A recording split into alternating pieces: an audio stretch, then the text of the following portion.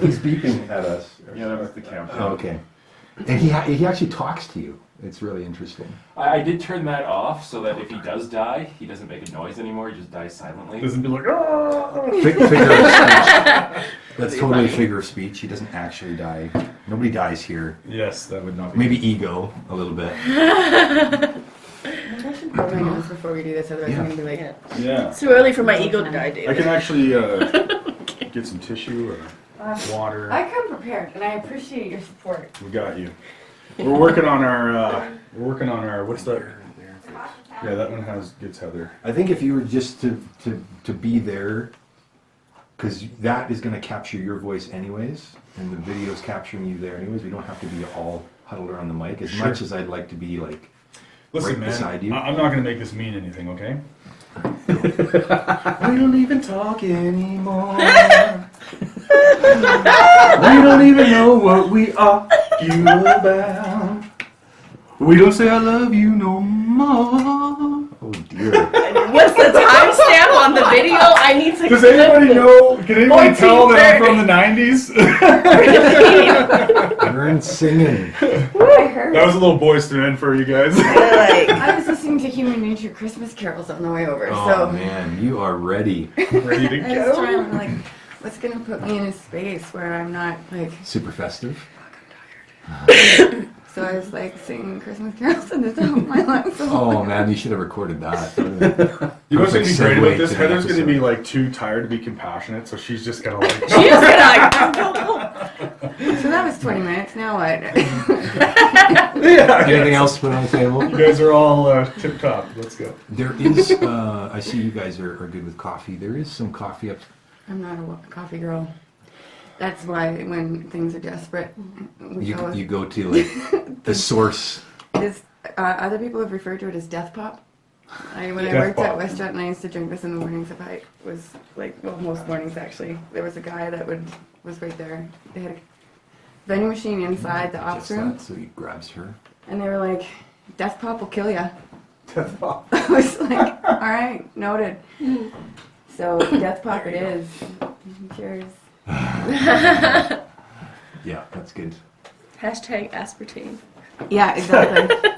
Isn't that one of those funny things about like the world though? How like it's just totally cool and acceptable to put poisonous substances into the food and be like, hey, you shouldn't drink that. But we'll just laugh it off. It's like, And wow. if you do want to drink it, it's $5. Yes, that's right. This is super weird. Here you go. Holy shit.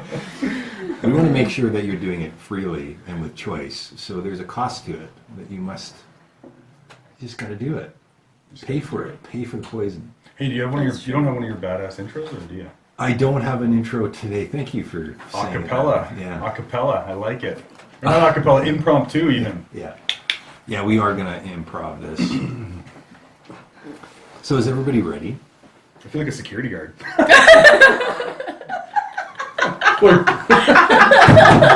Let's do this. What's the maximum capacity of this room? Oh, this is really great. I'm super excited, and I know you guys are super excited. I'm ready to do what I do. So we have intentionally set up this episode as being our milestone 50th episode. Cool. No pressure. And seriously, no pressure. And seriously, But we just knew that there would be something super magical that would come out of a conversation like this. And it was perfect for our 50th. So we've done some podcasts up until this point, and they will show up after this one. So this is episode 50 of the Just Life podcast. And it is a special edition of relationships. And that's one of our biggest, I shouldn't say biggest, it's one of our categories that we feel is important to be talking about.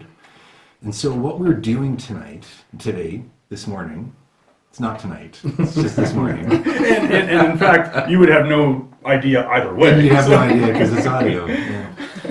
We're going to have Heather Spurrell here. She's actually going to host the podcast today.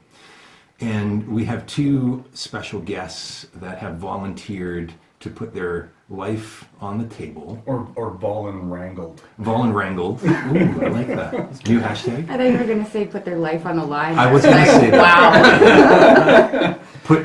Put their life in Heather's hands. No pressure. They are a new couple. So Queenie and Richard, welcome. Thank you. Hi. Hi. And Vern and I are going to leave these beautiful people alone to have a conversation about life in the context of relationships. And whatever that looks like as it comes out, there is no time, there is no agenda here. There's no, you got to do this in a certain amount of time. Whatever shows up, whatever comes up, and then we will do whatever happens on the back end, and nobody's any wiser to what happened. So we're going to leave you guys, and then when you're ready and when you're done, we will come in, and then we'll get a bit of a Cole's notes of what happened and where you guys at, and see, go from there. All right. Yeah. Anything that you want to share to start the episode, Heather? I don't think so. We had decided we were going to do sort of a couples coaching conversation, and so I'm looking forward to digging into that and seeing where we go. Me too. I'm super excited to hear what comes out of it. So we will leave you. Enjoy your time. Create magic. There's some napkins, tissues. No napkins. I bring those with me. I actually have like more in my jacket, wherever that is. And seriously, just honoring the fact that we're human beings. If you guys, even after we leave, if you guys need a little time to work your shit out, if you're dealing with anything right now, if there's anything in your space, it's safe here, and you can share. Thank you, security guard. We appreciate that. Thanks, Vern. Yeah. So valuable. All right, guys, I'm going to leave you to it. So have fun. Awesome. We'll see you tomorrow. Well, yeah, did we mention we're going to lock the door? You didn't realize it was a weekend retreat? Oh, sorry. Intensive. Awesome. So, we talked on the phone on Wednesday. Did you guys decide where we're starting today? Queenie, did we decide? We did not. We thought about it, and we are going to go on the exploration journey. And whatever comes up, comes up. Okay. Yeah. And part of it is we take on all these things in our lives that we're committed to, and so much happens. Most of the time, between him and I, we don't remember what happened the day before. So some of these issues we're thinking of, it got to a point where I'm like, hey, we're trying too hard to think of what issue or challenge to talk about. So we thought, just let's explore. Which now makes me more nervous, because I'm like, what's going to come up? And I mean, I wouldn't classify it all as issues either. I'd say discussions. About that language, we almost need a wall for ourselves to say, okay, this is what Richard's word is, and this is what Queenie's word, and that's how it means the same thing. Gotcha.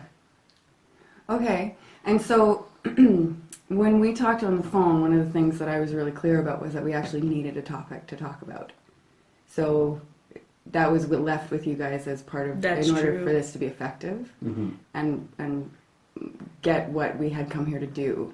So do you guys need a few minutes to make a decision then about what it is, like where we're putting our focus today? Did you want to talk about the blackout stuff? Start with some. I'm not These sure are actually that the digestible. blackout stuff is actually going to be effective, because I actually would be concerned about whether or not where you're going in regards to getting support for yourself, to have that be managed as like beyond what's actually happening inside the relationship, that part is where the focus needs to be. It sounds like if that part was handled, the rest of it wouldn't be an issue. Fair enough. I think the wording is a good place to start, and that would almost lead to wording as in like what Richard was saying. We mean the same thing but have different definitions, and we used to get into a lot of arguments about that because it caused a lot of confusion. And if it wasn't for the work of Landmark, we would not be clear on it as quickly as we would. And we still have that, and that would also lead to, this just came up, is when we are triggered ourselves, how do we handle each other, for lack of a better word? I don't know if handling's the right word, but you know when you see I your would- partner and they get triggered, Yeah. and you're like, well, or even when I know I'm triggered and I don't know how to calm myself down, Yeah. and he's trying to help when Yeah. all I need is just like space. I'm like, no, I don't want your help right now. Mm. How do you actually respectfully communicate that to your partner? Because I'm already up here, like my rage is all the way up, Right. level 9,000, and I'm trying to politely think how to tell him to, can you leave me alone for like 20 minutes right now? But, you know. There's been a few nights on the couch. Is there certain things that you find trigger that come up? I don't know, like Queenie gets panic attacks.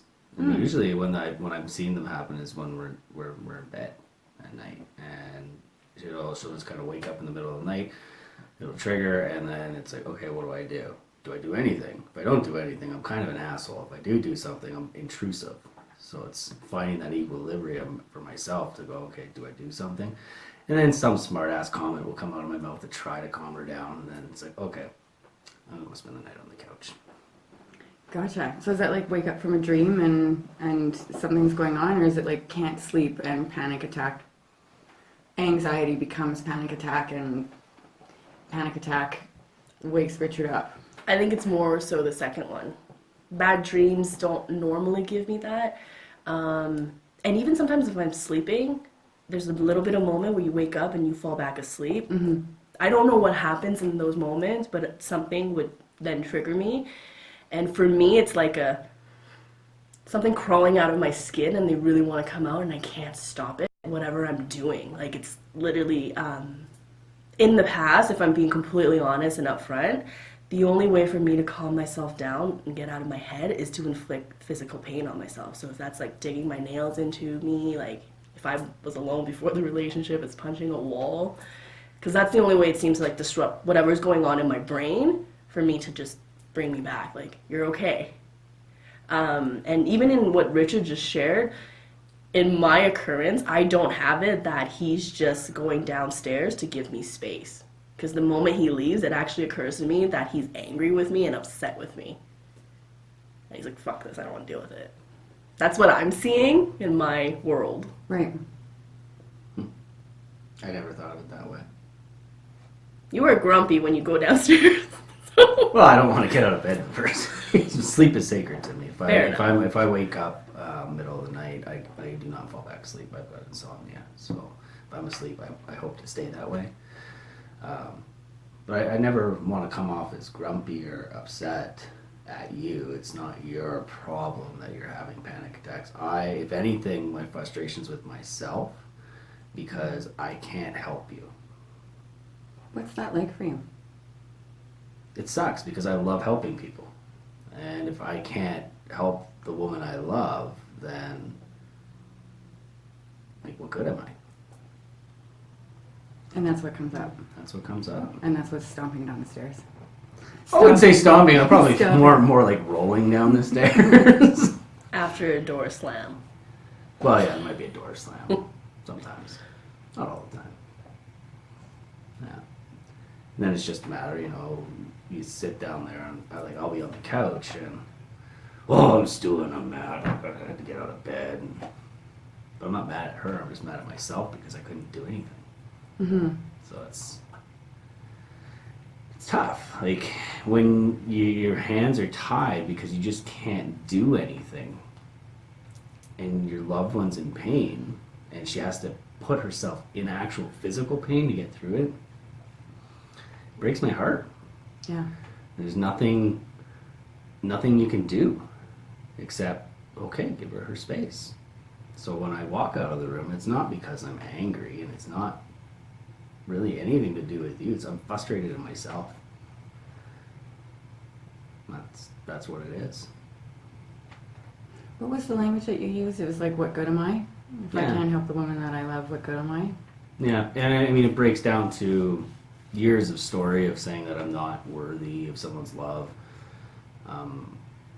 I've had relationships and engagements that ended in very hard to deal with situations where they've all passed away. So even coming into the relationship with Queenie, I was scared that the moment I put a ring on her finger that she was going to go, she was going to die. It was that how strong my story was in my head. Luckily, I got over that and I got complete with that. But there's always still that, I'm not good enough, I'm not worthy. It pops up. And course. it's just a matter of going, oh crap, there's me There's a falling story. into that story. And, okay, get the hell out of it. What are you going to do? And that's usually when I'm, occasion, I'll come back up to the room and say, look, this is where I was at, and this is why I left. Right. And I either stay in the room or, Well, and one of the easy things that we can look at here in a bit is like an agreement around what works and what doesn't, so that you're actually clear, and you're actually clear about what to do in those situations. So there's a plan to execute when it happens, so that there is, like, it reduces the risk of misunderstanding and breakdown that can happen when there's your interpretation, Queenie's interpretation, Richard's interpretation, often in, like, not connected to each other as reality. So that's the simple part to do, which is, we can work on that for sure.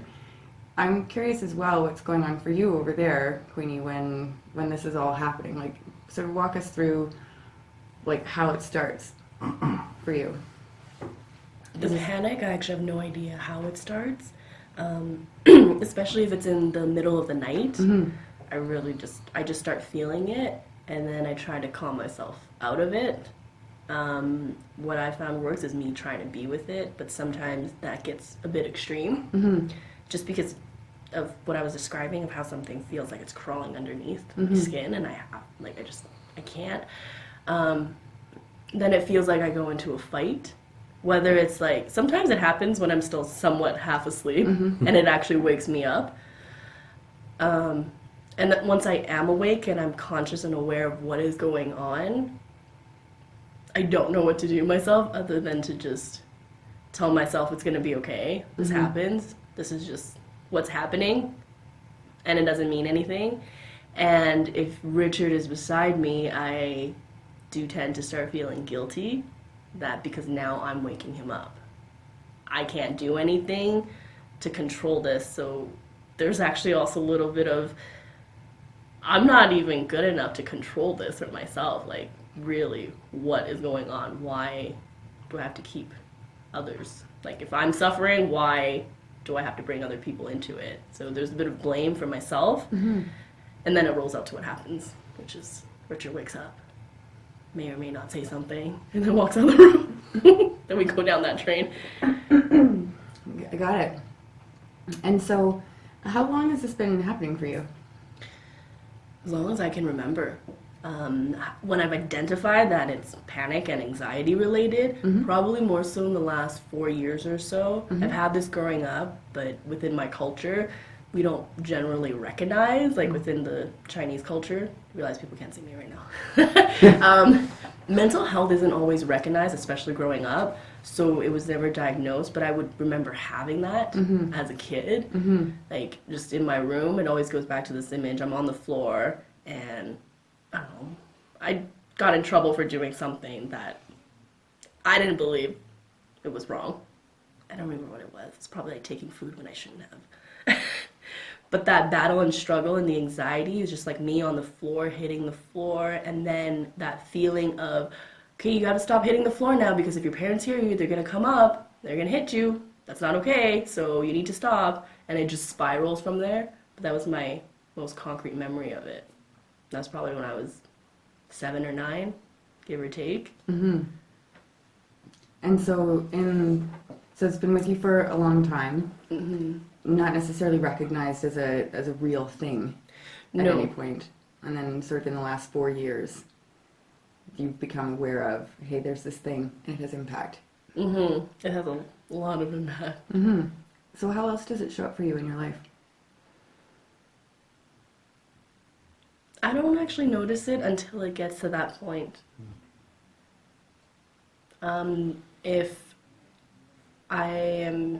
If it's a busy day and there's a lot of things I have to get through, sometimes my heart rate kind of goes up. Luckily, I'm good with scheduling things and knowing that not everything has to be done today, just checking in what's due, seeing if I can move other things around, and that generally helps me calm down. In terms of finances, it shows up in the sense that I've built this amazing plan to pay all the bills, debt, but whatever it is, but it's not happening fast enough. So sometimes that causes me anxiety. A lot of things cause me anxiety, I think, is ultimately what I'm discovering. Right.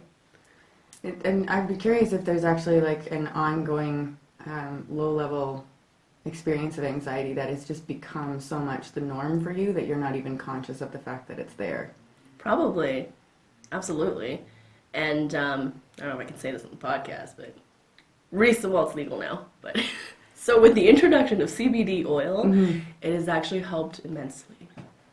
Like, I think it's made a world of difference because you're right. I didn't want to admit it. And once I realized it was anxiety that I was dealing with, I didn't know to what extent. And it wasn't until actually taking on the CBD oil, I was like, okay, maybe I need to acknowledge just how much anxiety I do have and that it is valid. Whereas before I'm like, yeah, I have anxiety, but it's okay, it's manageable. Like what you were saying, it's become the norm. I don't notice the difference until I'm in a full-on panic attack where I'm like feeling stuff crawling out of my skin or within. And it's uncomfortable. Yeah. I don't usually share that with people either. Because, I don't know, I just don't.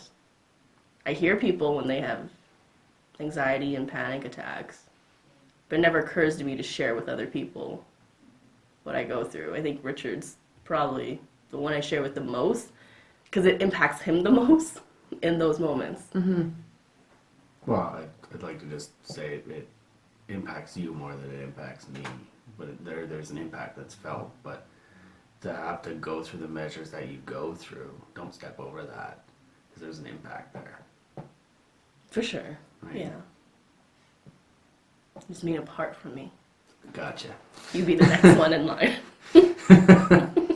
Well, Richard, if you, so it sounds like there's, where we are is there's a level of anxiety that is always in existence and it escalates. You may not be conscious of the escalation of it because it's just become such a normal part of what life feels like for you until it gets to a breaking point where you're at it feels like things are crawling out of your skin or wanting to crawl out of your skin. What do you see? I see. What do I see? Do you notice any of that? I notice when it's starting to build up. You can kind of recluse yourself into a quiet zone, and that's when I start to know. Okay, this is what's going to happen, and I am ready for it to happen, and I'm there. But what does "I'm ready for it" mean? Means I'm ready to be here for you. Like bracing yourself, ready to support? I wouldn't say bracing, but it's just like, okay, I know it's going to happen, and I'm here. And so I'm okay with that.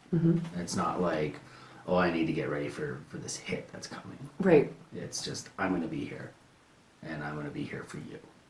And that's what how it occurs inside of me. For visualness, like I said, you kind of recluse yourself, and then you get really quiet, and it's almost like what I was saying there this morning. Get out of your head, stop playing the game in your head. And that's kind of where it seems you disappear into just moments before it happens. And I think that's because you're trying to be with it. And that's okay. Where I see it show up a lot, like managing the schedules, you do such an awesome job at it.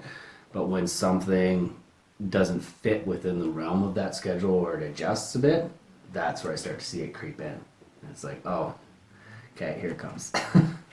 This didn't make that timeline. Okay, now you're upset, or you're occurring to me as upset.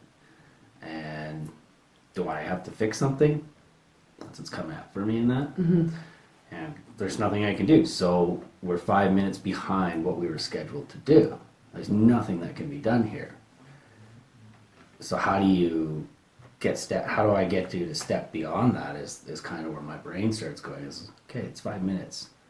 We're out of schedule by 5 minutes. Let's just. I get it. Our words are very important to both of us, and I get we want to be on places on time, but sometimes things happen, and that's where I start to see things kind of creeping up. And then, yeah, the finances has been something big for both of us lately. It's kind of like the moment either of us brings it up, it's like, oh, okay. Oh, what's going to happen? That's a brace yourself conversation. As there's nervous laughter from both of you. She's got her way of doing it. I've got my way of doing it. We both know our ways work for us, but not necessarily Together. the other person. Yeah. But that is something worthy of celebrating, just how far we've come along since. Yeah. Like, we've derailed from the plan, absolutely.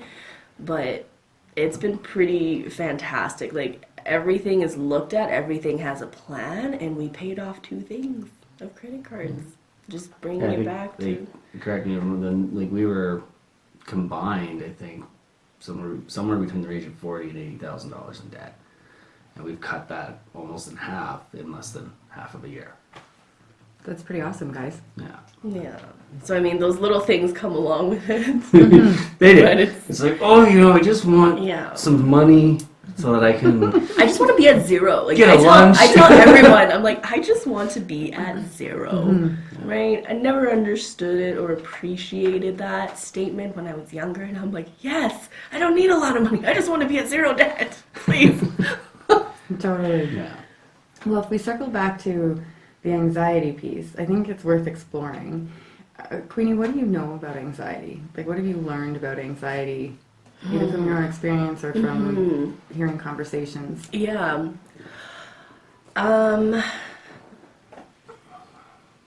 That's a very interesting question. So what I know about anxiety is more from the psychological side, what psychiatrists, psychologists have told me, so I've been through those. I've had a suicide attempt at 16 where I didn't know it was illegal, so they took me in a cop car to the hospital.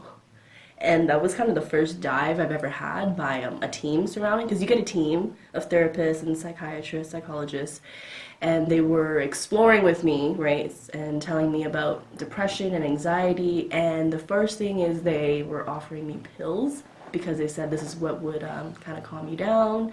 You wouldn't feel this way, and I was very against it. I still am to this day. I don't believe in pills to an extent, at least for myself. I'd rather like to explore, work through the journey. But I don't know if I've actually discovered or learned an option to handle anxiety beyond pills. Right? It seems like everyone you talk to, it's like, hey, well, these are the symptoms, right? And here, take some pills. They would help you. So I feel like even now sharing it, all I can think of when I hear anxiety and what I know, it's medication. Right. Well, conveniently, I'm not a doctor. Fantastic. So I can't prescribe. But the place that I like to look with people is with depression and anxiety. Typically, they go hand in hand. There's definitely the chemical side of it, like your brain makeup side of it, and some people are more predisposed to depression and anxiety symptoms than other people. And then there's the like what you can do side of it, and so not to diminish or negate the reality of there are anxiety disorders and depressive disorders. I actually have a chronic mood disorder of depression, so I'm clear that it's a thing. And I also get that there are things that I can do to support myself in managing it. So getting to know it and getting to know what it looks like. From an anxiety standpoint, anxiety typically comes from future-based thinking. When you're putting yourself out into the future in that what-if space, looking for, here are all the different things that could happen, or really worried about these particular things happening, and then trying to clamp down and put control over top of what might happen that isn't yet happening, but that could be happening. That's typically where anxiety starts to spin and amp itself up or ramp itself up. Have you looked at that before? Yeah, I would say that's true. During the daytime, which I don't always get panic attacks in the daytime because throughout the 4 years, I've started to be with it and then I put a structure in place, and it still happens, and that's exactly what it looks like. As you said, I'm thinking about future things. And so the structure I actually put in myself is I will schedule for that future thing, because, and that's how I cope with it. It doesn't matter if it's not happened yet. Like, logically, I'm aware of that, but psychologically, I need to pretend almost to structure it so that I can just be complete with it and have like a semi-timeline. Then I'm good. That's how I deal with it. Is what helps me. Spending time alone, like just being with myself, being with it, sometimes does help as well. I think it's mostly the night times where I have no control over it. And I'm only saying that now because I don't know what I'm thinking subconsciously, so it could be something of like the future that I took with me in my sleep, which may be what it is. So that's more of like the concern, whereas daytime, I don't Daytime you get have as- control. Daytime I have control. And so like that's actually the place that probably needs to get investigated, is the need for control. And how that actually shows up, and expanding your capacity to be with the uncertain. Fair enough. That's interesting. Yeah, so what's there for me is being in control is my way of keeping myself safe based on what has happened to me in the past, Yes. what I've had to deal with, Yes. blah, blah, blah, all that. And then the other side of me is thinking, well, if you're on an entrepreneurial journey, it's never safe, and there's risk-taking. And I also love that, but I know that's not what's causing me the anxiety. Because that part is the fun part, and I actually feel fully self-expressed. But yeah, no, back to it's to make myself safe. Yeah. And that there's this like experience of I'm not safe. Yeah, which is getting me really emotional right now. Yeah, what's the emotion?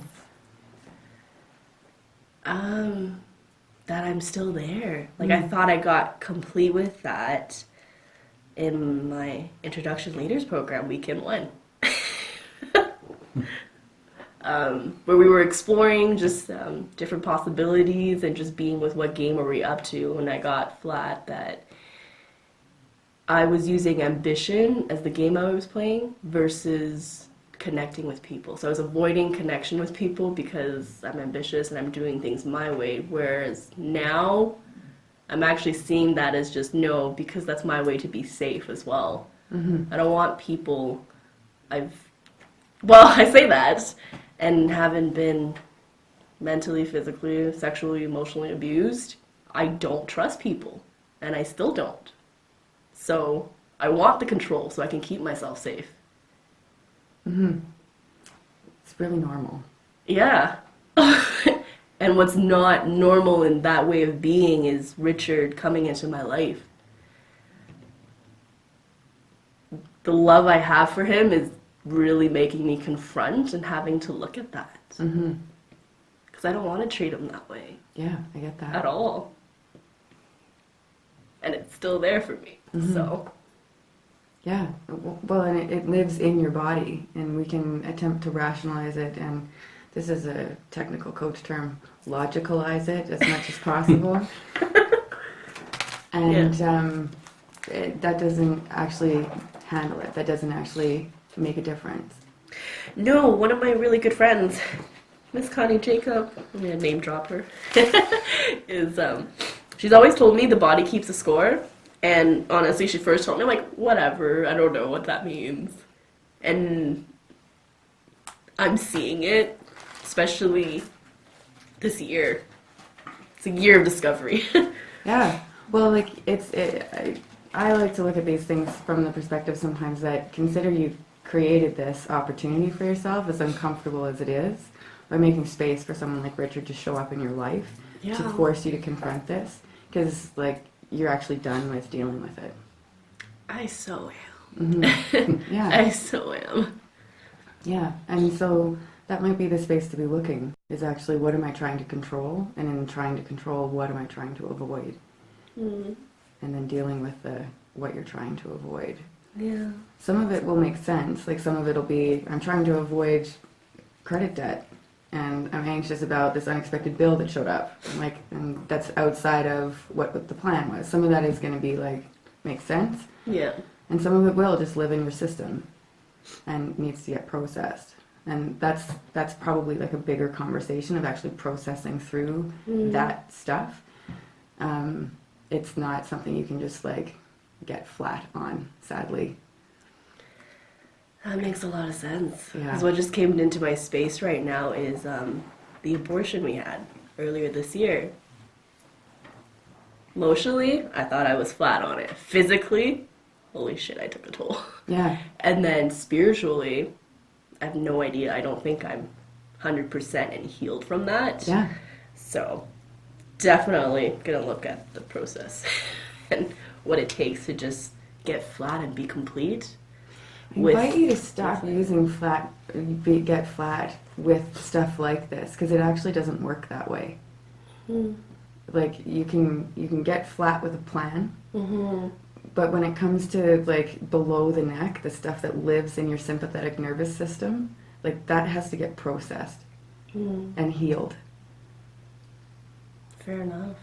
which is also a completely out of control journey.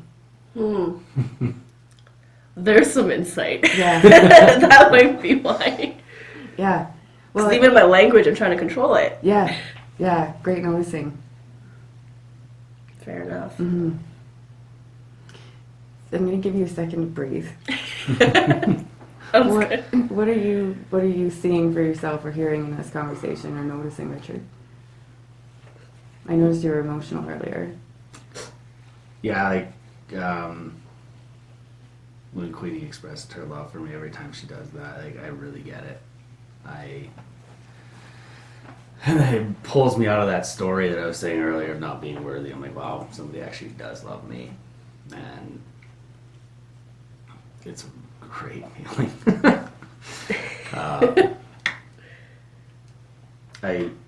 I wish the whole world could feel love like this every day inside of themselves and from others. I think that would kind of clear up a lot of things in the world. But I mean, that's kind of off topic. What's really kind of coming up for me is like, I didn't realize the struggle that Queenie's actually going through. Like, I'm well aware of it now. I think something that the agreement that we gotta kind of come up with is like, okay, if I'm noticing you falling into it, it's like, hey, is this coming up? What do you need me to do? Do you need me to back off? Because I'll back off. Because like what I'm really present to is like when we first started dating, and we were sharing a bed. There's points where Queenie liked to sleep in her own bed, so it was a little tough. But there was one incident where I just felt her energy and rolled right over, and that moment it kind of cleared up for you because she. Yeah, I actually forgot about that. And Yeah. but That's no, the way it absolutely. was when we first started dating. She would feel something, she'd tap me, and I'd just roll over, and she'd be fine. Well, the first time I didn't even tap him, and it's like we're both spiritual individuals, so I really see it as a spiritual thing where he felt my energy, he turned around, and I was shocked. Like, Heather, I've never felt or been in a situation where I feel my panic coming on. He turned around, I was like, whoosh. Like, oh my God, it was so comforting. And that's no longer present, and I'm not sure if it's me, the trust and the part coming back up. Well, the let's go back to fear. that moment. What Yeah. happened in that moment? So you felt panic coming up. I felt like panic coming up, so I started moving a little bit, tossing and turning, how it normally starts, and all of a sudden, like all that happened was Richard turned around. His back was facing me, straightly facing me, and my anxiety just went away. And I have no idea what actually happened until we talked about it. And the following morning, he actually said to me what he just shared now. It was, I felt your energy, something was off. So I turned around, and he said that act of him turning around with his back to me is closing in his own energy. So just allowing mine to be whatever it needed in the space. And so in the moment when he did that, what happened for you? So I was still panicking the moment he turned around. I thought I was waking him up. And then I was just being with it myself. I was being with the anxiety. Then it no longer was there. Like, it just dissipated. Like, it was just gone. It took a little bit. Like, it wasn't instant. It took about, I'd say, 30 seconds, maybe, of me like, oh, something's changed. Like, the moment he turned, something shifted for me. No idea what it was because I wasn't present to it. I just know that my anxiety was going away. And then within, I think, 2 minutes of that, I felt,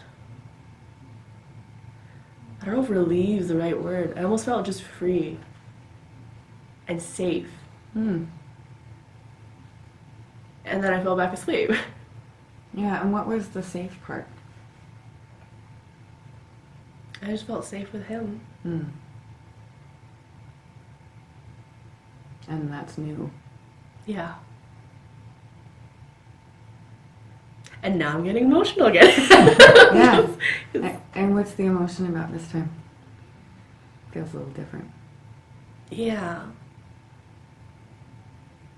It's joy and trust that I can feel safe with another human being. Right. And truly feel it, not just pretend feeling it. So then why doesn't it work now?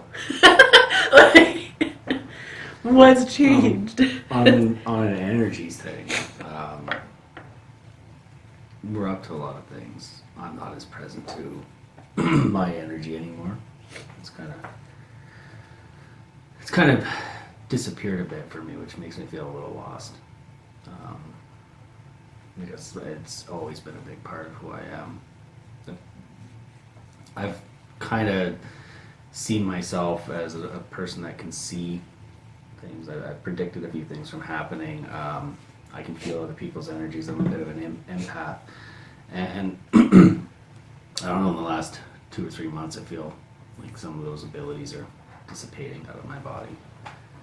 And it scares me, and I'm lost about it. So I think that could be part of why that's not there anymore. And the discovery now is to discover why those abilities are dissipating. So what's going on up here, what's going on in my heart, what's different. And it could just be that I'm feeling fulfilled. I don't know. In my relationship, in my love, I feel so fulfilled that maybe it's put a block on those things because I don't need them as much anymore. I don't know. I'm speculating. Well, one of the things that typically happens for human beings, and I'm clear that you guys do a really good job of getting complete when stuff happens, like something shows up, you figure it out, and you get it back to good, right? I would be curious about if in some way, because this is what we do, right, is collect proof and evidence to support a belief system from somewhere else. Yep. Right?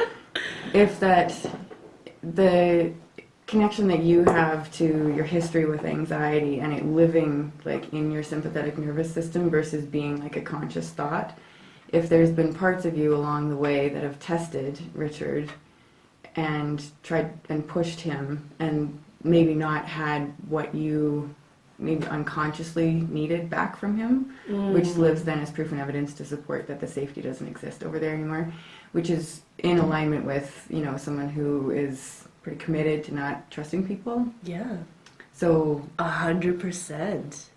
Like, I'm not actually, like, in this conversation right now, I'm not 100% clear on what those things were. And I know that's exactly what I've done. Because, and I want to just thank you, Heather, for being with us in this conversation, really. Because I thought I had completed the thought of, I'm now safe with Richard, right? Like, I've created that. And you're right. It's probably that I've still been testing him because it's still there in my body. And now I found some evidence and that's no longer there. well, I'll give you some stats from research. Lay them on me. Yeah. In the first 2 years of relationship, that's essentially what people are doing. So you guys have been together for 6-ish, 7-ish months, is that right? 7 7 months of December and our wedding day. Right. Right.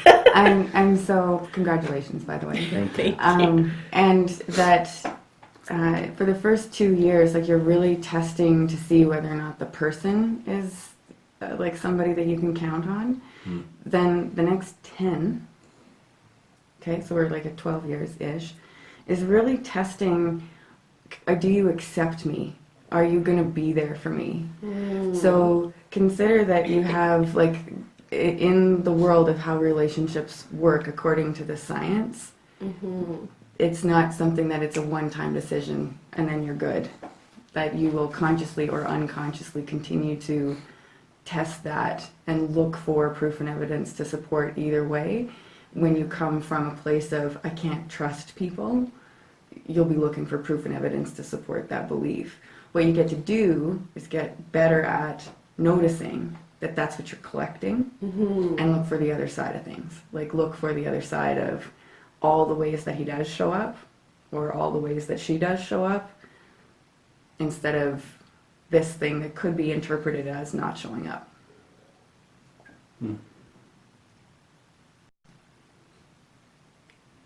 I never thought of it that way. Like, I'm just like, I'm kind of floored and taken back because now I'm just going, what was I testing for now? And probably along the lines, it's the trust thing for me. That definitely was there. Yeah. Testing that. We all have, so the research that I'm referring to comes from Dr. John Gottman. He's a relationship expert who has gone about science-ifying relationships.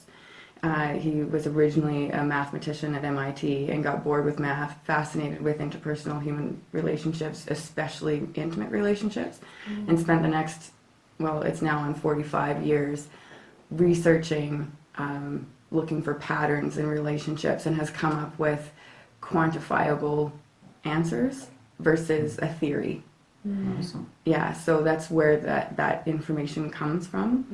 And he talks a lot about, we all have enduring vulnerabilities, and those would be the sorts of, wounds that have happened, injuries, emotional injuries that have happened somewhere along the way that are actually not really healable.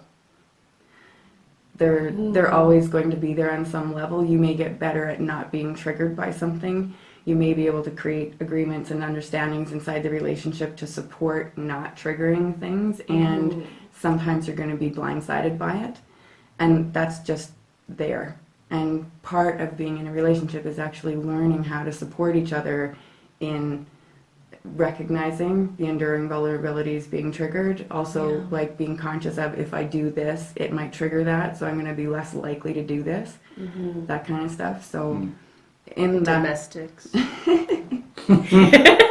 Oh, don't get me started on that one.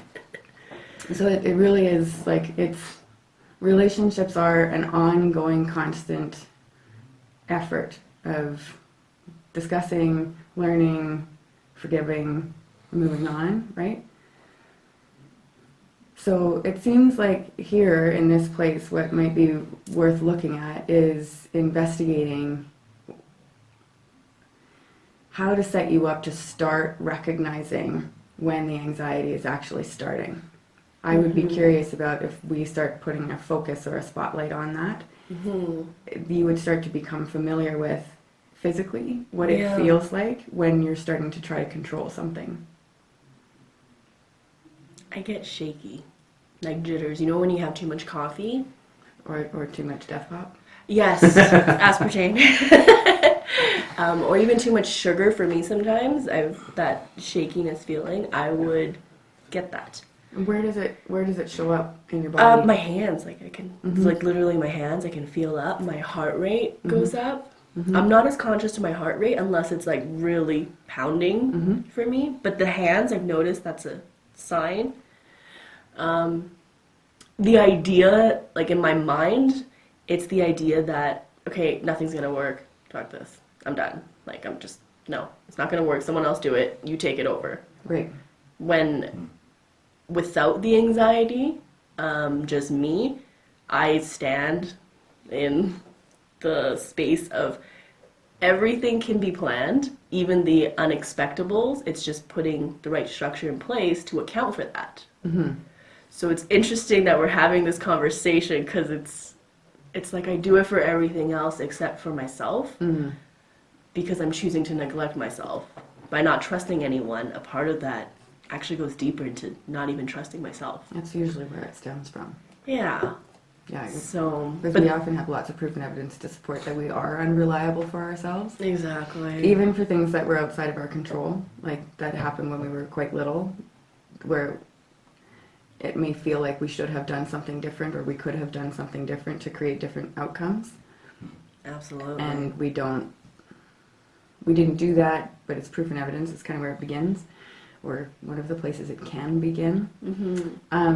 But those are the two biggest signs would be the handshaking and definitely the thought of, okay, nothing's gonna work, so I'm not even gonna try. I'm done with this. Right. And then it sounds like there's another voice that comes in over top that's like, let's just turn all that off and let's focus on creating a plan to manage the unexpected situation here. Yep. The other one's like, Kate, let's see what we can do. Yeah.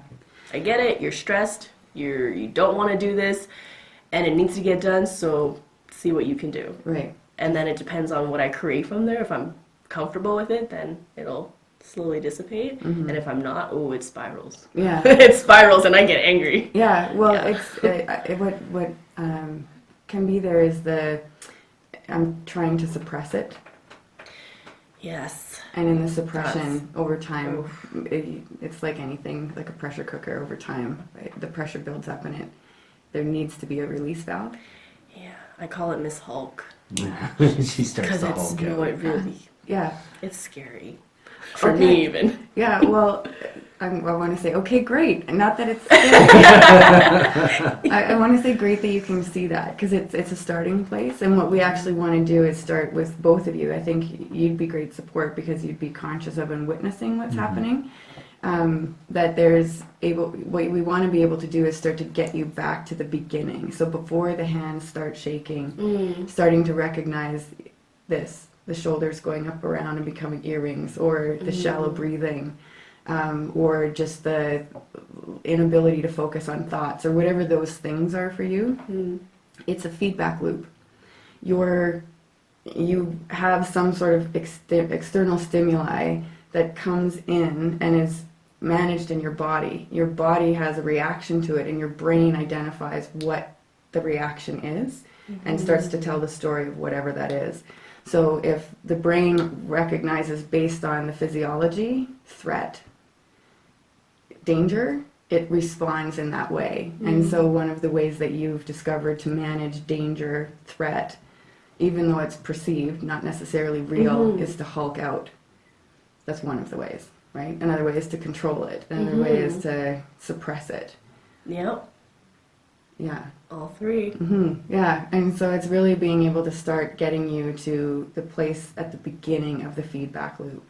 You'll notice it physically before you'll notice it in your head, because that's actually where it starts. Yeah. That threat assessment system that we all have going on right in our biology of making sure that we're not going to be eaten by a saber-toothed tiger. Yeah. Yeah, that threat assessment system hasn't changed, as you know. It's still there. It's just the threats are different. The threats are debt, unexpected schedule changes, somebody saying something or giving you the side eye. Like, that's the threat now.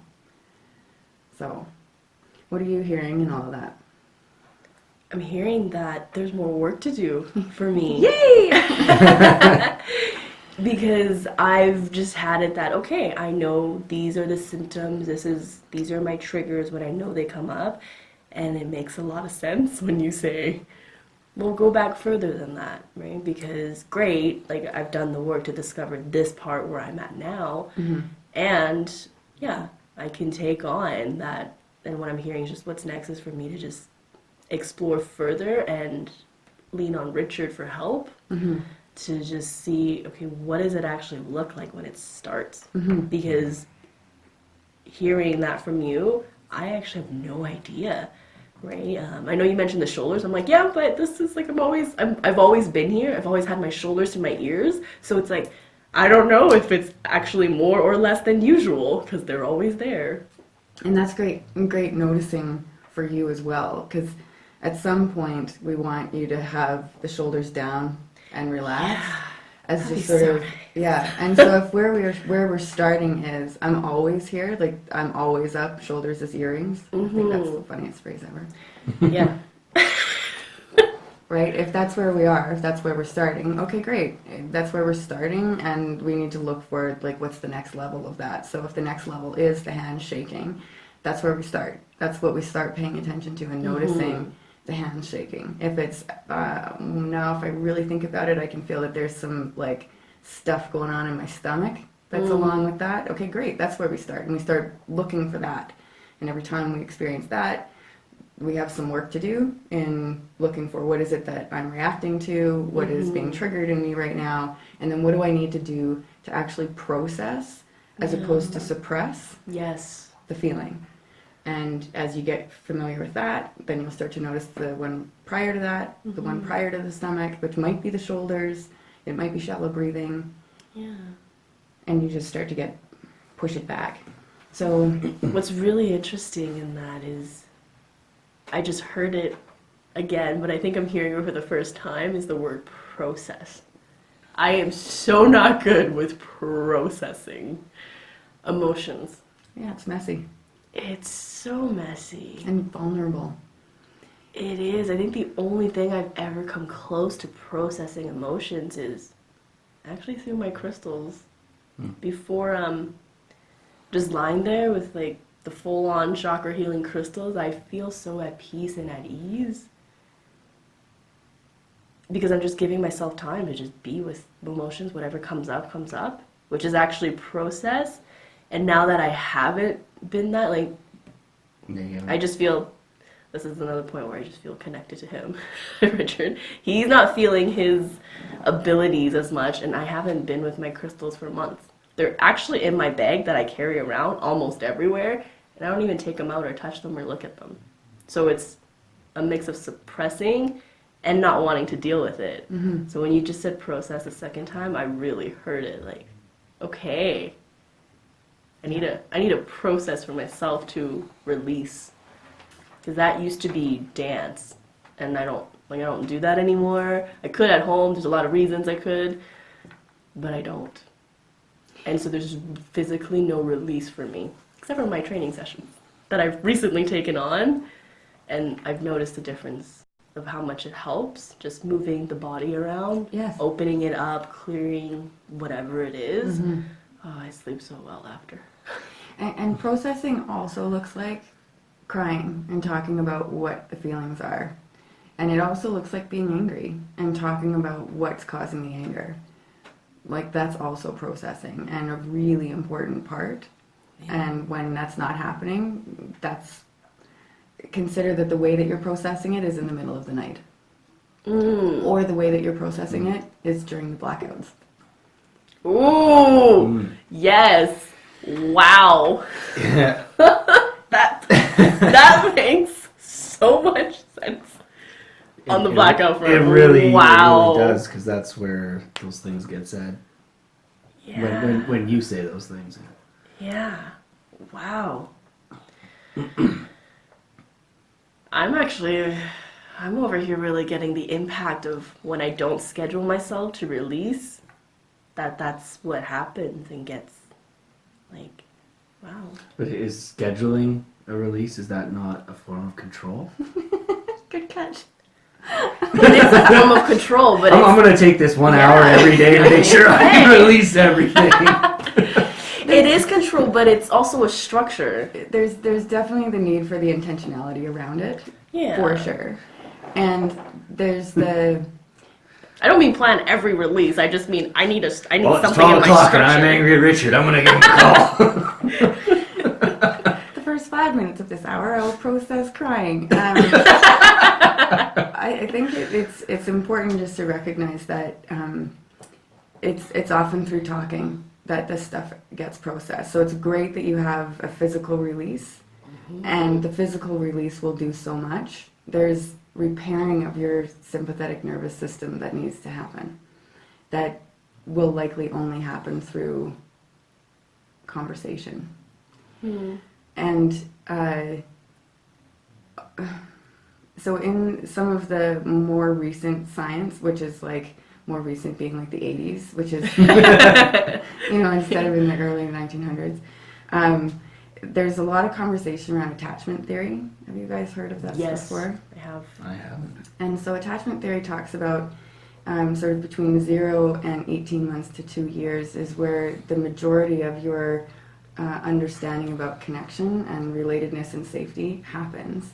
So before you actually have memory, like long-term memory. And the way that a lot of that stuff, this is a really butchered version of it, so if there's any people listening to this that are like, that's not attachment theory, I get that. I'm not professing to be an expert. However, one of the things that can happen during those times is your parents, they play such an important role as your support structure and your safety mechanism that depending on what they were doing in their lives at that time can really impact your experience of safety. And so if you're left to cry it out in the crib, as an example, which is like that was the parenting style of the day at a point, and I think that's changed more recently, but that was absolutely a thing that happened.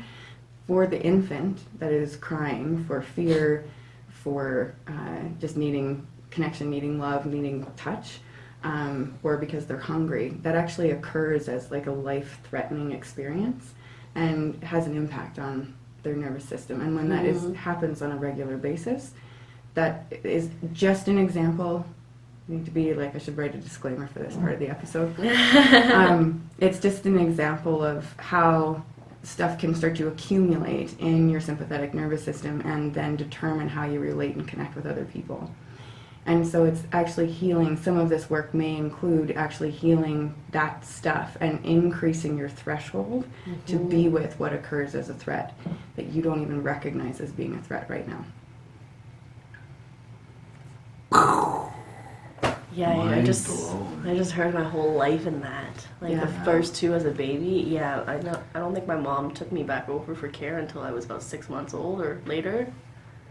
And then they told me there was an incident where I had a bottle. They leave me with a bottle to sleep. Then one night I choked on it and I never had a bottle again. This was all like before I was 2. So in that time frame, wow.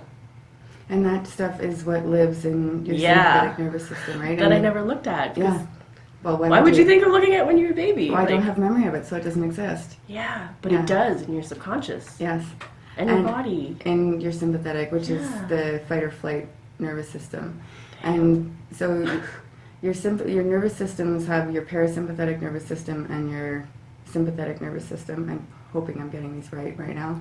And the parasympathetic one is like the processing. It's like your rest, Yeah. relaxation, all of your organs do all of their work to move things through your body, to calm you down, to process all of the stress hormones that can get released during Yeah. times of anxiety or like exertion.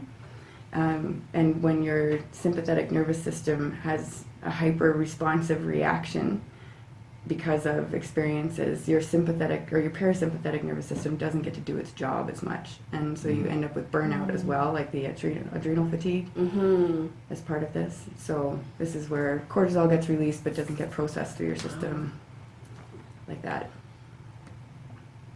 So this whole process isn't great. We had a topic, seriously. This was amazing because I'm actually sitting over here looking at my whole life when you were saying what we see as perceived threats into our body. Man, I could list off so many right now. Just the way I grew up. Yes. Yeah. And you can get, you can, again, this patented coaching term, logicalize all of that as much as you want, but it doesn't change No. what's happened in the system, right? And the system is what needs to get addressed. Yeah. So in looking at an agreement, right? Like creating an agreement about, so how can you guys support each other? If we start with at night, when you're having a reaction that Richard is conscious of, what do we need to do to have you both feel supported? Like, let's make the plan now so the next time it happens, are you getting up and leaving? Like, are you getting up and leaving the room and letting Richard sleep? Is it Richard getting up and leaving? Like, what makes sense as a starting place? You get to try it and then renegotiate what doesn't work inside of that. Well, I think if, regardless of who's leaving the room or if anyone's leaving the room, the thing that I would want to contribute to this agreement would be to not let that story be part of it for myself, that I can't support you. I can't get you through this. There's the reality is you're having a panic attack, and I'm not a medical professional. Yeah. I don't know what to do. So it's probably as simple as, do you need me to do something? Well, let's see right now if we can figure out some things to give you right off the hop that you may not be, Queenie, be able to access in the moment. Like, do you need a drink of water? Do you need to sit up and talk about it? Should we turn the lights on? What could you see right now may make a difference? I would like to start with a hug. Okay. Because I've noticed for myself and what I need, like long hugs, actually calm me down. Yes. So I think maybe it's the parasympathetic system. I choked on that. System. Because I feel that physically, like when I get those long hugs, I actually feel like the tension release. So I actually don't know if that would work or not when I have panics. Try it. But that's something to try. And then if I push you away, then maybe not. Well, and something to consider as well in the Gottman research in relation to building intimacy, one of the things that they recommend is a 6-second kiss. That the peck on the cheek is not long enough, that it actually needs to be lip to lip for 6 seconds. And that actually creates... Do you count that? Down. Well, you have it down at 7 months, so let's have it happen at 7 years and 47 years, right? Like, that's part of what will actually keep it alive. Yeah. But I would be curious if some version of that would be applicable in the world of the hug, that there would be something that would... So you may have to allow for 10 seconds, which might seem like the longest 10 seconds of your life, before you make a decision about pushing him away. And I don't know, you'll have to try it. Yeah. I'd be willing to take that on and see if it, how it works or doesn't work, right? Either way, I'd be willing to take that on. Yeah. And I actually have a request for that. So if I do happen to push you away, just the phrase that kind of helps me in those moments is like direct like instruction. So it's not 10 seconds yet or something like that, to just let me know, because I am in an agreement. And even in those moments I'm like, okay, right, I want to push you away and it's not 10 seconds yet, so let's complete, Maybe we can count together. Yeah, maybe even that. That would require you some math. Well, Richard, you might be able to start the count, and it could be that you just, maybe what you do is start counting at the number out loud if she's starting to push you away. You're like, 5, 6, 7. That may make a difference. In my hands. Yeah. I'm willing to take it on. Like, I'm looking for anything to be able to stay in the bed and cuddling versus sleeping on an uncomfortable couch. Well, it's a place to start. So it's a place to start with, give it a try, see if it works, see if it, and if it doesn't work, what about it doesn't work, and what would work better. And so just have it as an ongoing negotiation. I would give it a few tries before you make a decision that it doesn't work, because there's going to need to be both of you getting into the groove of how this goes. Yeah. And seeing maybe the hug works, maybe it's the reminder phrase that needs to change, right? And I would also invite you to be starting to pay attention during the day to things that are triggering, or things where you're noticing a heightened level of anxiety, or the experience of, I must control. And just start becoming conscious of those things. Maybe you can share that stuff with Richard, because you'll probably be really great at being able to connect dots as an observer that you won't see because you're in the experience. So sharing that stuff with Richard may make a difference. And if you start to see things that you connect dots, like, oh yeah, actually now I've been able to see there's this pattern of when you don't have sleep the night before and then something happens in the morning, if I hear this phrase from you by 3 o'clock in the afternoon, I know that this is going to be one of those nights. So then we get to have a conversation before we go to bed about what's going on and do some of that processing. Mm-hmm. Even that to me sounds like mapping it out. Structure, control. I see it coming up. Well, There's lots of room for it, as long as there's room for the soft side too. I mean, if it creates an access for Yeah. us, I think that's okay. That kind of structure is important. Yes. Because it gives you a chance to reflect. I mean, not analyze, but reflect. Yeah. And just be like, okay, this is what happened, and let's go on. I mean, just in addition to your statements earlier about the shakes that you get, I typically see it a step earlier than that. Interesting. You do something that I like to call turtling. What is turtling? You're kind of, it's like the shoulders to the ears thing, but you're like right into it, and you get really quiet, like you're getting into a shell. Like, don't come near me, I'm in my shell, back off. I'm retreating. That could be a word for it. I think turtling's really creative. I see like I love turtles. Yeah. I know, I got the visual too. And then if someone comes at me in my shell, I will reach out and bite them. Because I'm like, go away! Because Go I away. know we had a conversation a few weeks ago, and it was about when you react. And it had something to do with if you feel that your character or word was being under attack, that's when you out. So like when you're turtling, it's almost a perceived attack on your character. But really it's like, hey love, are you okay? Don't talk to me! No. Yeah.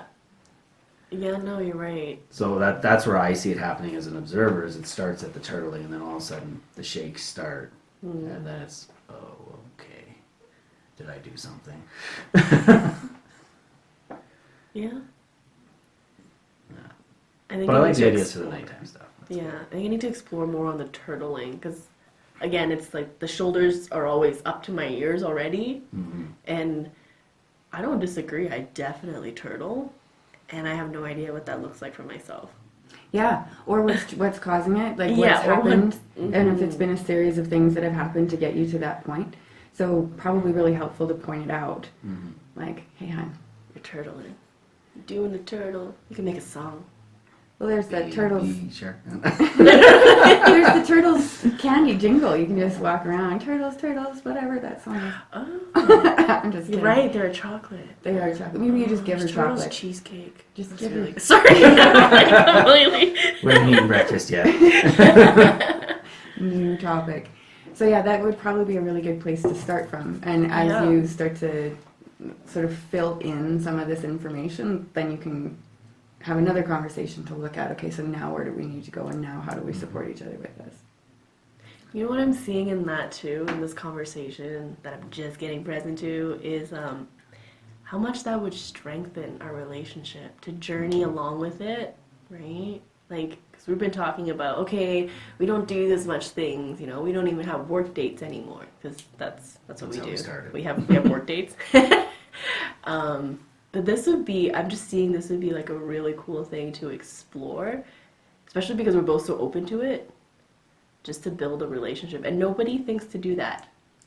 No, and I think I gotta handle this by myself. Yeah. Like, I don't actually, having this conversation with you, I'm now curious how many couples out there do this to explore each other's triggers and what's going on in their life as a thing to do together. Most people don't even recognize that it's a thing to do on their own, let alone a thing to do together. Fair enough. Okay. Yeah. All right. And even if they did, they don't know how.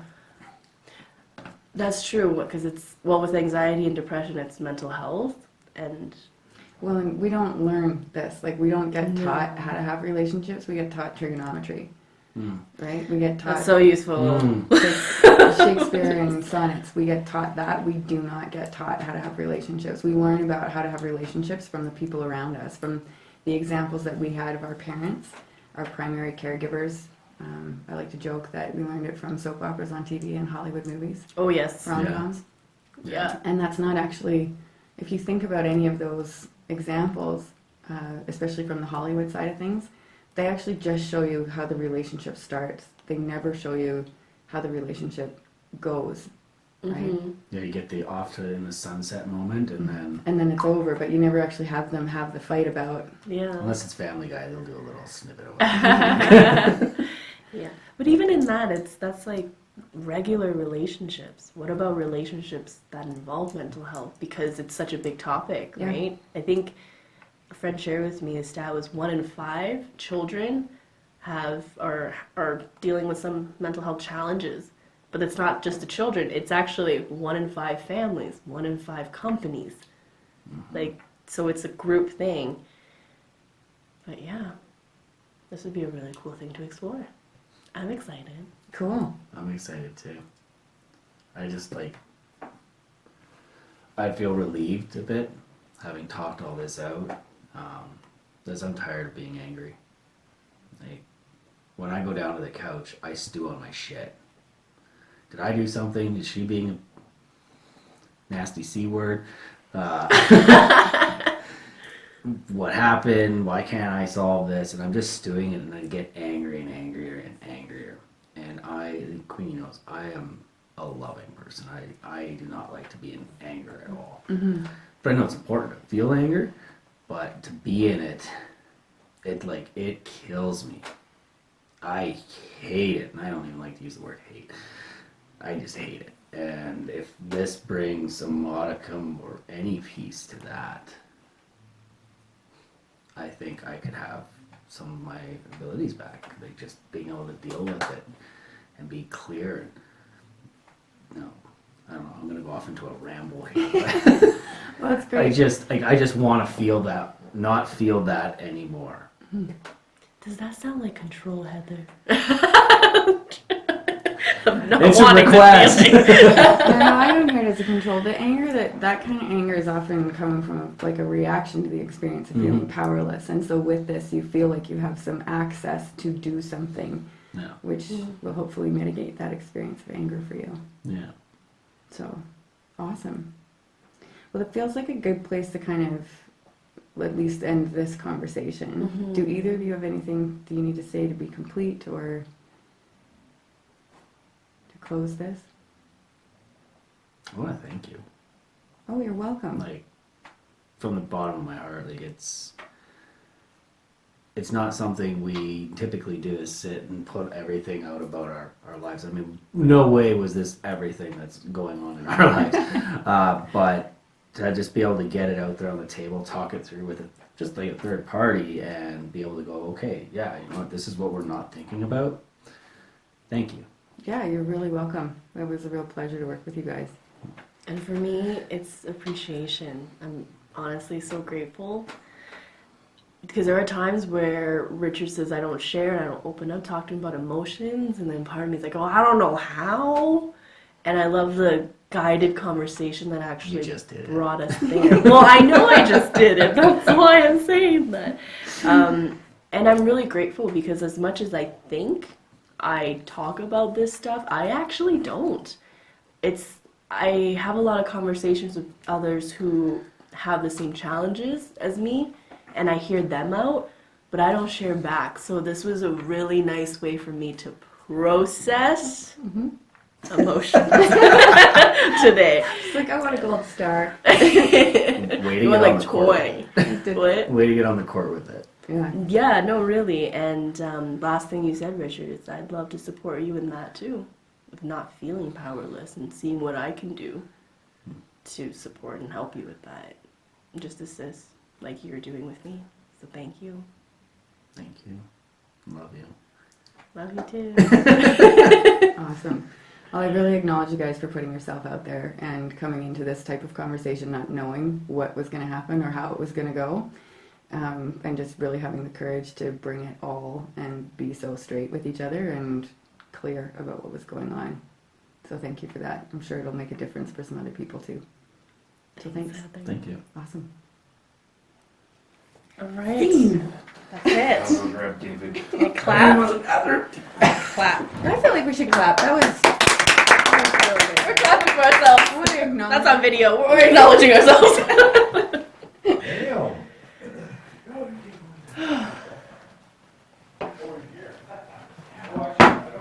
So, I don't think we've ever had clapping before. Well, we were acknowledging ourselves. Yeah, at least that's going on. So that's acknowledging ourselves. Yeah. And Vernon dancing. That is so great. What's that? Did you get to watch a live feed, or were you just like having A live feed. No, that would have been really Yeah. awesome. Creeping on We you are guys not all that the time. sophisticated. We are not that sophisticated. So, how was that? We used some Kleenex. That was Cool. good. We also heard a few laughs, so that's cool. I like to try to keep things as light as Keep, possible, keep it light. Good stuff. despite the fact that it can get heavy. So. Oh man, life is all about making the heavy things light again. I actually feel lighter physically right now. Do which you? is really nice. Wow. Physically, Yeah. yeah, it makes a It's- difference, hey? It does. I feel physically lighter, and I guess I forget to. Did- I actually forgot how to share. I know this sounds completely odd. No, that's but not like, odd at all. I've forgotten how to share. Like we were just saying near the end there, I listen to other people, their struggles, and I'm there. I can be there with them, and yet when it's like my time to share, I'm like,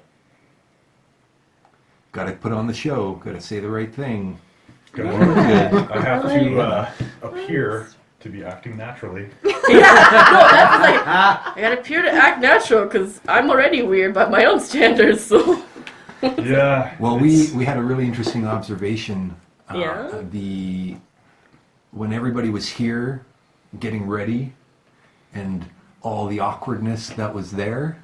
Most of us aren't aware of it, but we are attempting to. Oh my Yeah, God, there's a camera there. This and Holding that. your gut, Okay, that's attempting to act naturally, Hands right? on the hips or Attempting should I to fold my act. arms? Attempting to act naturally. And then you get to a point where you forget about all this stuff for the most part, and you're just in the conversation. Because at the end of the day, that's what's going on right now in the moment. What matters is the conversation, not these fucking microphones or the cameras. They are a byproduct of something else and not relevant. They will be later, but not right now. So takeaways of that. What was that for you? Give me a couple of takeaways from that as we close up this episode, and maybe we'll start with you actually. What's your takeaway from this, Yeah, you. Heather? What are my takeaways? One of the things that was there for me in the conversation, in the world of like acting naturally and looking like I have it all together, is sometimes coming from the place of this has to be really, Good. really good, like really impactful, and forgetting that sometimes it's just the really basic conversations that are the things that actually make the difference, and that people don't think to have them sometimes because they're just the basic conversations. So why would we have them? But they're actually the ones that make the biggest difference. And so just being reminded of that, and that sometimes facilitating a conversation for people can, as an observer, like as that neutral third party, can make all the difference. Oh, that's so awesome. And how about you guys? Queenie? well, I feel lighter, like physically lighter. So I was thanking Kind of let Heather some stuff for- go. Yeah, like Yeah, that's cool. processing this new word. I'm just like, rediscovering what it means to process shit in life. And really the impact of when I neglect myself and I don't allow for a release because I'm trying to suppress or whatever happens, that it shows up in my life. Even though I think I'm okay, it shows up in some of the worst ways. And now I'm kind of leaving with, I don't know if hope's the right word, but I'm leaving empowered to take action and to move on to this next journey and discover what this looks like with Richard. Yeah. Oh man, that's so great. And you, Richard? I don't want to use the word struggle because it feels so disempowering, but like I never was present to Queenie's struggle with her anxiety as much as I am now. And that sucks. Nah, really, bro? Shit. I've had issues with anxiety. I'm sure everybody's got some form of anxiety in this world. Hands down. But my way of getting out of it's just to like, okay, you got something going on, and let's just move on. But like, I just never got present to how much there is for you on that. And what's now available Like, what do you see there as being her life partner? Yeah, like there's the struggle, but then there's the impact, right? And the fact that she has to physically hurt herself to get out of it, that sucks. And as her life partner, I don't ever want to see that for her. And like coming up with the agreement, like that's just a spark of genius. Like we're already hugging. Why not hug for 10 seconds and count it out? If that works, then we're good there. But I mean, it's something that's going to be constantly explored. It's not over. The conversation's not done. Yeah. What would be the thing that you would leave with our listeners, Heather, after having this conversation? What would you encourage people to do, those that are listening? What's that thing there for others? Probably that thing that just popped into your mind as you were hearing David say, what would you tell other people? That thing that popped into your mind of like, should I talk about that? Yes. Talk about it. That's the thing that actually needs to get talked about. Probably the greatest advice. Like, listen to your own advice. That thing that you're ignoring, that's the thing. Yes. Yeah. Oh, that's Wow. so awesome. I am so glad that you guys are always a yes when we put out some outrageous ideas on the table and say, hey, you know what if we did this? And everybody's like, yeah, I'd totally be down for that. Just not knowing what you're getting into, what it looks like, throwing your hat over the fence. Heather, we want to do more of this. Like there is a power that you bring. There's a context that you bring that most of us aren't even aware of that exists. And that's the gem that I really wanted to make sure that people got, the listeners got from this. So really, thank you for always just being a yes for this type of stuff. Well, thanks for the invitation. Yeah, you're so welcome. So that is the end of episode 50, our milestone episode. I hope you have a great weekend, and we'll see you next week. Awesome. That's a break. And we're gonna keep these going a little bit. But That's where I feel human the most, when David's closing out the episode, because I'm like, well, should I? Okay, see you guys next week. oh my God, I want to say something right now. These just kind of turned off. I guess. I didn't even notice. They were never You guys probably did, Yeah. That means you were in a deep conversation then. Yeah, they were never on. Over the never. Totally forgot. All That's good. all good. It's all part of the process. Yeah, that's a wrap, guys. So good. What did you think about the episode? You were like the fly on the wall. Yeah, I mean, it was. There's certain things that parallel my relationship with my wife that were brought up that Go were kind of figure. interesting. Yeah, interesting, eh?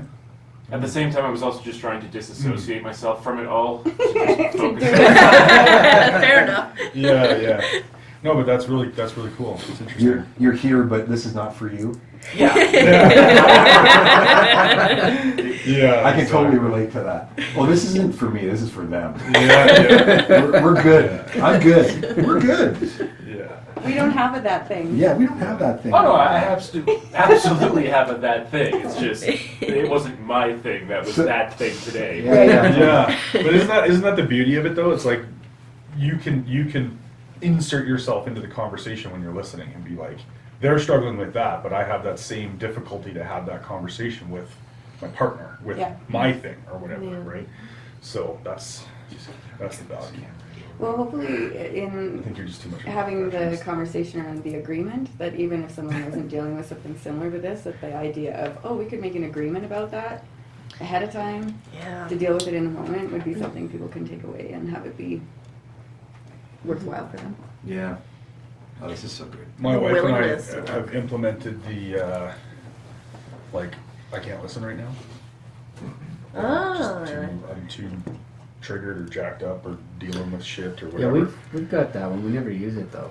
Well, no, because It's, for lack of a better word, we slam ourselves into it. It's like, I'm fucking angry right now. Okay. I express that. Talk. anything else? From a science standpoint, like back to Gottman's work, Yeah. there's a point where your parasympathetic nervous system gets overtaken by your sympathetic nervous system, and when that happens, it shifts all of your chemistry. So when you're in your parasympathetic nervous system, and this is how I remember them: P, process, parasympathetic; S, speed, sympathetic. So it's like your fight or flight. The racing is the sympathetic nervous system. I hope I fucking got that right. I think you're right. But when that happens, your brain chemistry shifts. It moves the focus and what you have access to in your brain from like your prefrontal cortex, where you have creative thought, logic, decision making, and shuts it right down into just your emotional brain. And so you don't actually have access to having rational conversations when your heart rate has gone above 85 to 90 beats per minute. And that's sort of the threshold for non-athletes. And if you have a heart rate monitor and pay attention to that when you're just seated having a conversation, you'll be surprised at how quickly or where you are in the conversation when your heart rate is already at like. That'd be an interesting thing to implement into a conversation, hey? I often actually, Never thought of that, something like when I work with couples, I bring heart rate monitors and have them put the heart rate monitors on. That's so. They beep That's at like 85. my Apple Watch. It'll come up when my heart rate reaches a certain level and tell me to breathe. It'll like zap you. No, it just comes up saying, hey bro, it's time to, take a breath. Breathe. Okay? Just come on, take a minute Wow. and breathe. How did Pokey the Ball perform? It looks like he's still on. Yeah. Damn, we got a full episode. That is so fucking cool, dude. Because I don't know if you really get what this technology does, but the video that gets put together, you can use your finger and scroll around and see everybody. Oh, cool. Yeah, it's Yeah, like so when you think you're not interactive. being watched and you're like picking your nose while Heather's talking, and then all of a sudden the person who's listening to Heather, they can spin around and observe Richard and Queenie. I had some of that doing today their thing. after my cry. I had some of that. I had a little nose picking. It's all good. That's another one of those things that, hey, like humans are all weird about it. It's like, hey, I'm pretty sure that guy just picked his nose. But I've never done that before. That guy's weird. That guy's gross. It's That not guy's weird. gross. That guy's so gross, man. He picked his nose. Yeah. Just to complete on that conversation about when you shift from the parasympathetic to the sympathetic, it actually takes from the time that your heart rate goes back to normal, 20 minutes for your body to shift back and process all of this stuff. Oh, wow. So the recommendation is once you've hit that place is to stop the conversation for at least 30 minutes.